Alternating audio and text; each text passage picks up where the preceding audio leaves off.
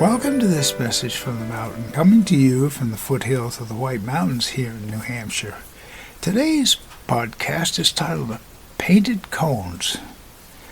The pine cones that have fallen and have laid on the ground for a bit up on the mountainside, some of them have taken on a white color.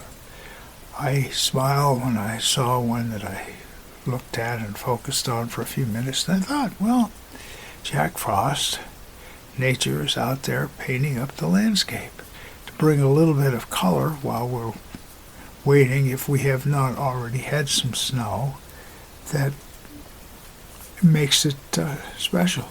Sort of a holiday feeling.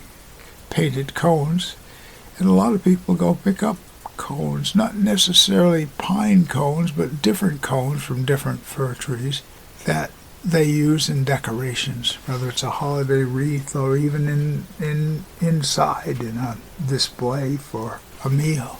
And yet the cones all have a purpose, because when the trees release them, they take their journey, and in that painted cone there's some seeds ready to sprout some new pine trees if they were allowed to grow in the future. But of course we keep the field mode so that it does give the wildflowers a chance to grow the next year for the wildlife and the view.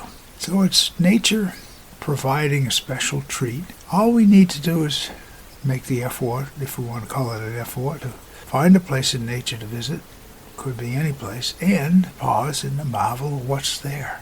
It's good for our mind, body, and spiritual mind, and all overall self, our soul. My name is Michael Hathaway, and some thoughts at a painted pine cone. This is a message to the mountain, and it is my prayer these words are right and good for you whenever you hear them. Thank you so much for listening.